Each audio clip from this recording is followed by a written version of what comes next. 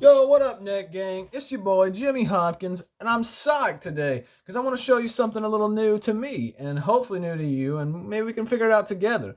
Today, we're going to be making some chowder. So, let's get started.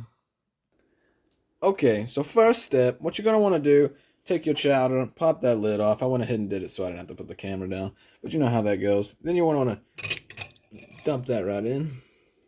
Fantastic. Probably should have took the spoon out, but that's fine. That's no big deal. We'll give it a stir.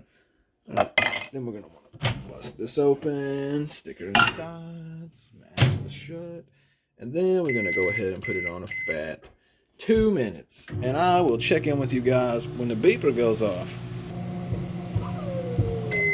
And there we go. Looking pretty good. Maybe a little hot, so, okay, very hot. So,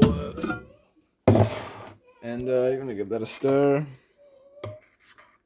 Yeah. All right. Looking good. Okay, so that about sums it up for today's video, guys. If you liked, leave a like. If you didn't like, leave a like. Smash the sub, comment, and hit the bell notification, and tell your friends. NeckGang out.